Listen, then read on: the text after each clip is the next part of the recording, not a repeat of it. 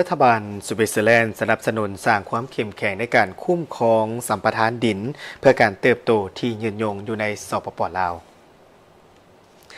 รัฐบาลลาวและสวิตเซอร์แลนด์ได้ร่วมกับศูนย์เพื่อการพัฒนาและสิ่งแวดล้อมประเทศสวิตเซอร์แลนด์จัดกองประชุมคณะชี้นำโครงการชีวิตจากดินที่นครหลวงเวียงจันทน์มีพนักงานขั้นสูงจากบรรดากระทรวงที่เกี่ยวข้องเข้าร่วมเพื่อเป็นการทบทวนคืนความคืบหน้าในการจัดตั้งปฏิบัติโครงการและการปรึกษาหารือยุทธศาสตร์ในการสร้างความเข้มแข็งในการคุ้มครองดินอยู่ในสปป.ลาวสำหรับกองประชุมในครั้งนี้แมนเน้นให้เห็นถึงความหมายความสำคัญในการสร้างความเข้มแข็งของทุกภาคส่วนในการพัฒนาปรับปรุงบรรดาเครื่องมือฐานข้อมูลการเชื่อมโยงข้อมูลที่ถูกต้องชัดเจนเป็นต้นแมนระบบข้อมูลจากการขึ้นบัญชีการเซาและการสัมปทานที่ดินเพื่อเป็นการสุกยู่ติดตามการพัฒนาและการเก็บรายรับของรัฐบาลรวมทั้งเพื่อการวิเคราะห์วิจัยและเป็นข้อมูลบนอิงในการสร้างบรรดานโยบายนิติกรรมเกี่ยวกับการคุ้มครองที่ดินการลงทุนติดพันกับการนำไส้และการสัมปทานที่ดินอย่างมีประสิทธิภาพตามทิศสีเขียวและยืนยง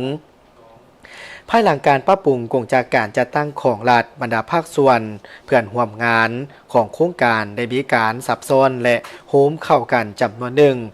จากการปรับปรุงนั้นกองประชุมได้ยกให้เห็นถึงการปรึกษาหารือขอดการประสานงานขึ้นใหม่เพื่อความสอดคล้องต่อเนื่องในการประสานงานเพื่อเป็นการจัดตั้งปฏิบัติบรรดากิจกรรมของโครงการผลสำเร็จของโครงการดังกล่าวยังส่งเสริมการนำไส้ที่ดินแบบยืนยงอยู่ในขั้นพื้นฐานเพื่อรับประกันผลประโยชน์สูงสุดของประชาชนท้องถิ่นโดยเฉพาะแม้นปรับปรุงชีวิตการเป็นอยู่และการนำไส้ที่ดินที่ชัดเจนกว่าเก่าพร้อมเดียวกันนั้นเพื่อเป็นการลดพรผลกระทบด้านลบต่อกับสิ่งแวดล้อมและเพิ่มทวีความทนทานต่อการเปลี่ยนแปลงของดินฟ้าอากาศท่านกิแก้วสิงห์นาวงศ์รัฐมนตรีกระทรวงเกษตรกรรมและสิ่งแวดล้อมรองรัฐมนตรีกระทรวงเกษตรกรรมและสิ่งแวดล้อมได้ชี้ให้เห็นถึงความสำคัญทางด้านยุทธศาสตร์และการคุ้มครองที่ดินโดยผ่านกลไกการประสานงานระหว่างแขนงการว่าโครงการชีวิตจากดินจะช่วยในการแก้ไขบรรดาสิ่งท้าทายที่เกิดขึ้นจากการนำไส้ที่ดินเพื่อเป้าหมายการผลิตและการพัฒนาเศรษฐกิจการยกสูงการประสานงานระหว่างแขนงการระบบฐานข้อมูลการเชื่อมสารและการวางแผนเพื่อพัฒนา